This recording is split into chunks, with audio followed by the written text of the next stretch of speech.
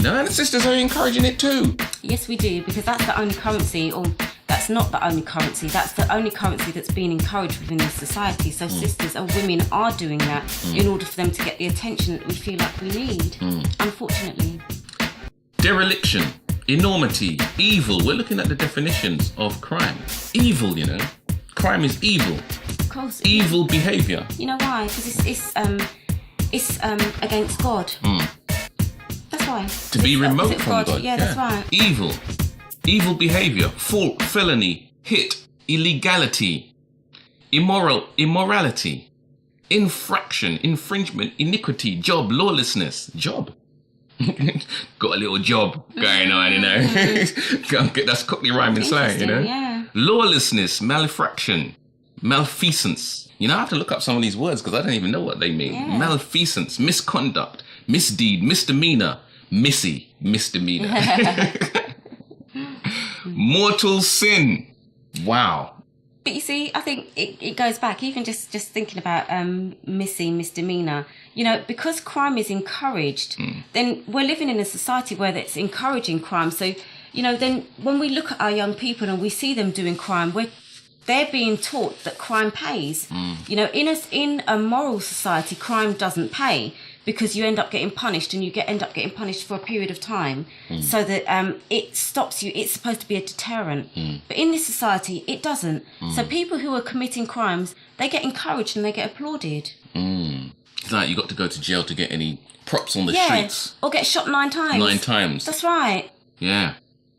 And it's like getting shot is more important to our young people than living a righteous life. Yeah, and I mean, I was watching. And you've seen how they've advertised 50 Cent.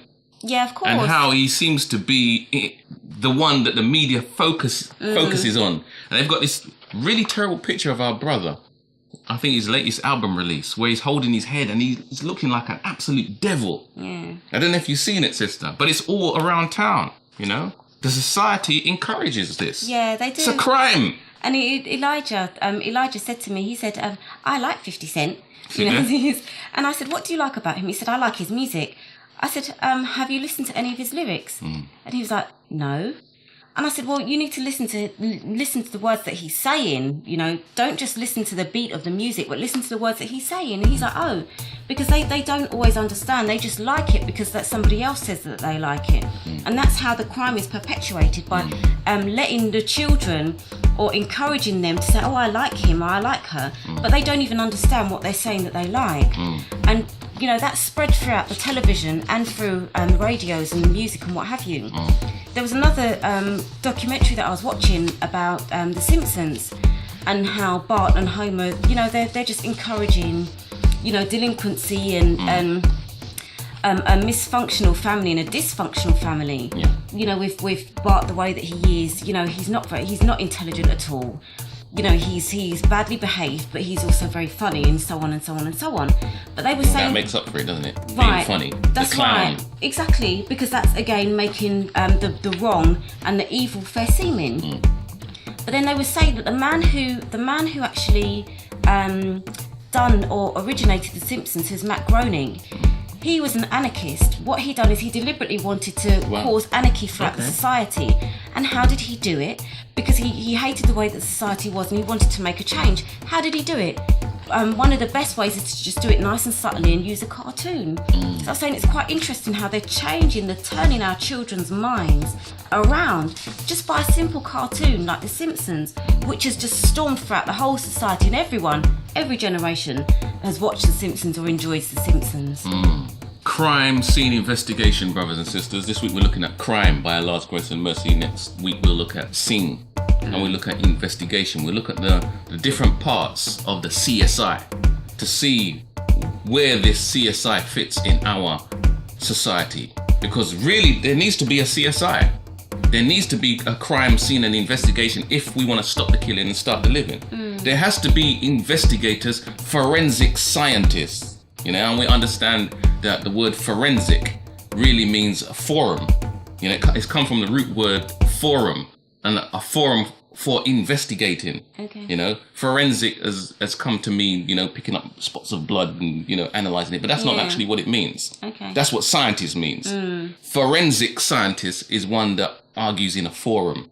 And we have to become forensic scientists. You know, they take these terms and they take them out of place and they put them in another context, and we think that that is the proper context, but it's not actually the context. Yeah. And that's why they can give us shows like CSI, and it takes our minds, whoa, I want to be a forensic scientist, you know. Even Daniel was saying it, you know, I want to be a forensic scientist and catch criminals and stuff. The forensic scientists don't catch criminals. Yeah, that's right. They find evidence. In order to construct an argument. Yeah. And arguing, you know, I was talking with Daniel and we were saying about, I'm talking about arguing, and I was saying arguing isn't necessarily a negative thing. When we learn how to argue or to debate or to put our points across in a constructive and a productive way, it helps us to understand one another. And that's what the forensic scientists do from either side. Yes. Each of them build a case from their own perspective. It may not be right. It may be the two sets of information or evidence coming together may fit the whole, may make the whole scene. Yeah. However, it's about the way that we put across our arguments. We've got to learn to do it in a constructive way in order for us to find a balance within our homes and within our families. Yes, ma'am. And you know, you can have a constructive argument built on a false premise. So the argument, if you're looking at the structure of the argument, you're thinking, wow, this structure is great and everything is logical and it makes sense. But it's built on a mad premise, an absolutely crazy premise, a crazy foundation.